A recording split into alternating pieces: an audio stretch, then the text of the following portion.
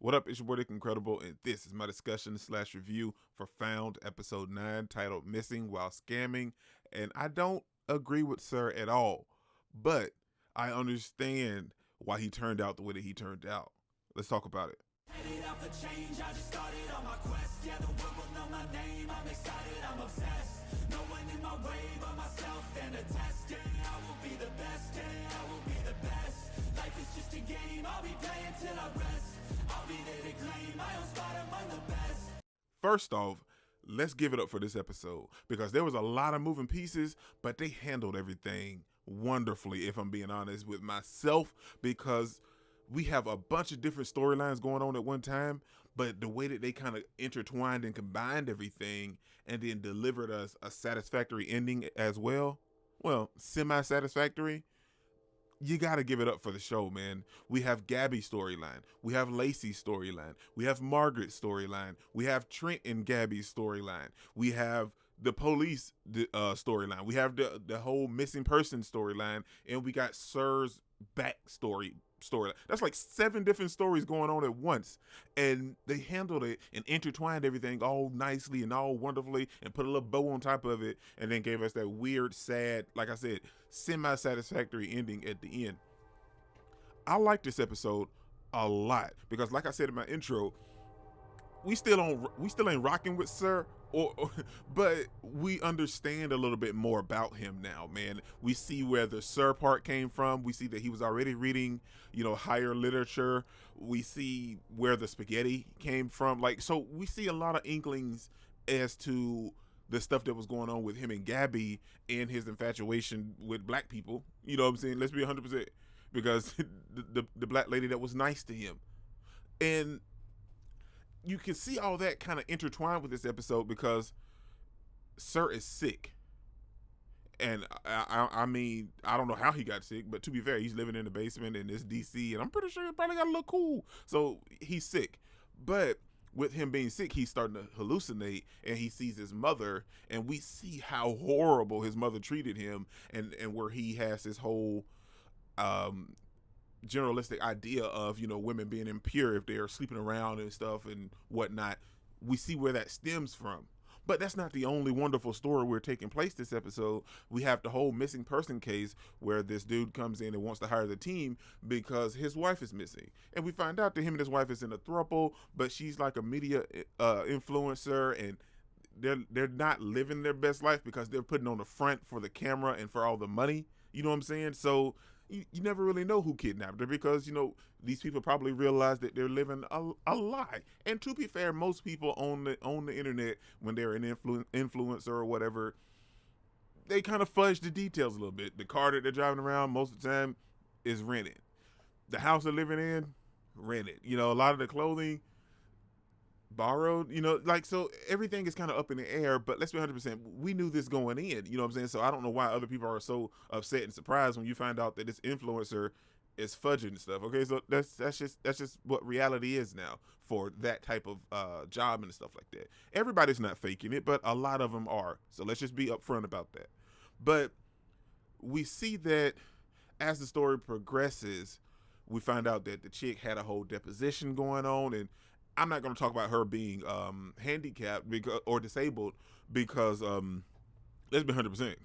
Old girl did not care that she was disabled, man. Like, that was it was a part of her, but like that didn't stop her from scamming people and getting over on people, treating people like garbage. You know what I'm saying? So we're not going to talk about her disability or her handicap on my channel. You know what I'm saying? Somebody else may talk about it, but I don't even feel like that was even a relevant part of the story. But she was not a great person, but she still didn't deserve to die. Now, with the whole missing person aspect, we also see that GABI and the whole team, or well, the company, so to speak, is being publicized in an article and on a magazine cover, and their mysterious benefactor. And Zeke has a trust fund, and Zeke out here just throwing out millions of dollars like it's nobody's business. 1 million, but still, it's still $1 million. But Zeke covers a lot of the expenses for the team, which is a nice tidbit. But what I'm realizing this episode is the scammers realize that GABI and them has some money, and then they hire them. And like, that's what GABI and them was starting to realize a little bit as the episode progressed. And I'm thinking to myself, they may not be wrong. You know what I'm saying? And, especially since Zeke is willing to give this money because, yeah, that lady doesn't deserve to die because they couldn't come up with the money. But I feel like I said, they were all over the place, but they handled it very nicely, and I'm not mad with that because we still have GABI dealing with her stuff this episode about that whole revelation that Sir laid out to her about him killing Lacey, aka Bella, whenever he escaped or got out, if GABI ever left him or whatnot. So GABI is thinking about turning herself in and killing Sir because you guys saw the rat poison on the counter, right? So she was contemplating it a little bit, but I feel like with all this stuff that's going on now and Sir making this big declaration, GABI's starting to change a little bit. GABI's starting to fall into the void, so to speak, because you can see how it's starting to change her, the way she's acting towards Trent and towards Lacey. And Lacey sees that, and Lacey's on the verge of leaving because she doesn't want that separation between her and GABI. And GABI is so content on keeping Lacey around, but she was so adamant about pushing her away at the same time, but she'd rather keep her close so she can keep an eye on her, and she doesn't really want to lose her after this whole debacle with the overall case. Because at one moment in the episode, like when Lacey was like, well, she's leaving, and GABI was like, okay, bye. We understand that she was doing that to push Lacey away, to kind of protect her a little bit more, but I realized that GABI also thinks that maybe she keeps her just a little bit closer, it'll be easier to protect her. Now, this episode wasn't full of all that other stuff without its downfall, so to speak. And that one major downfall would be, well, I'll take that back. There's two. The first one being the police. Now, Trent is officially working for the team, but his chief kind of told him and pulled him in, was like, hey, you want to get back on the good graces of everybody? Maybe that IA complaint could kind of just float into the ether. Get us involved in this case. What I mean by that dragging it down is because the police didn't want to get involved until it was someone of high influential status and something that was going to make headlines. Now they want to be involved in this case. Now they want to be an integral part, and now they want to help. Okay, you know what I'm saying? They never wanted to help before, and now they want to help. And the only reason they wanted to help is because, like I said, it's going to be media coverage. And you can see at the ending of the episode how they flipped the script and changed everything and put the blame off on GABI when we found out that old girl had died. Which sucks, man, by the way. As you learn out that, her assistant and her manager are in on it, and it's all about money, man. And it sucks that she died because these are amateur kidnappers, and they put a bag over her head, a plastic bag over her head, and duct taped her freaking mouth. She had nowhere to breathe. And it sucks that when they got there, she died.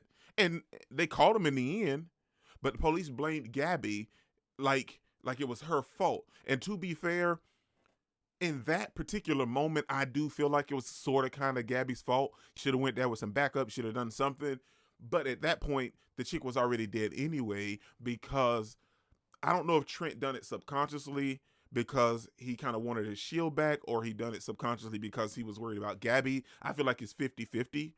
So when he called the police, that kind of escalated things a little bit, and that made the stupid freaking assistant, snap a little bit. And I feel like she was alive at that time, but by the time they left and the dude escaped, she was already gone, man. And I feel like that was one of the downfalls for this episode for me, the police, and then having old chick die, because we see when GABI gets home, she has a room where the people that they didn't save go up on the wall. And as of right now, with the girl from this episode, there's 4 people in total, and it kind of gets you emotionally, man, because I'm assuming maybe nobody else knows this, but GABI sits there and like reels it in her mind, thinks about the stuff that's going on. I feel like it's definitely going to come back to bite them in the end, man. But we also see that at the ending of the episode, the kid that was in a coma, he woke up. I was happy for a split second, then I realized that GABI has this stuff going on with the social media influencer chick, and this kid woke up from a coma, and we know how his dad felt against GABI. I feel a lawsuit coming against Mosley and Associates. I don't know how you guys feel, but I feel like a lawsuit is coming because of this stuff now, especially with the police just throwing GABI under the bus at this moment, man. And like I said, it was a lot to take in, but they handled everything wonderfully. We get to see Margaret this episode, and she's finally willing to kind of, I don't want to say just let go, but kind of start to move forward a little bit from the bus station, because it was real hard for her this episode, her wanting to help Gabby after she realized it was the assistant, but she had to stay there at the bus station, wanted to be there for Taylor. And you know, it's a real hard thing for Margaret, but I feel like her going to therapy is helping her ease into that process just a little bit, and I'm not mad at that. And the biggest thing of them all, we learned Sir's name, which is Hugh Evans. A little basic, but Hugh Sir Evans. But like I said, man, the episode was great. I cannot wait for episode 10. It's just, I just can't get over the stuff with the police and the stupid freaking assistant, man, putting a plastic bag over her head with her mouth duct taped. Like, dude, like even common criminals know not to do that. Where are they? There's no room for them to breathe, man. The chick didn't have to die. She died because of incompetence from two stupid people that only cared about money. This is what is incredible. Don't forget to smash the like button until you can't smash any more. Comment down below, and I'll be sure to respond to each and every one of them and subscribe. Peace out. Cause I've been working a lot, I think I deserve a shot, I think I deserve a spot. Cause it's been years on this path that I walked, and if I keep going, I pray I'll be at the top.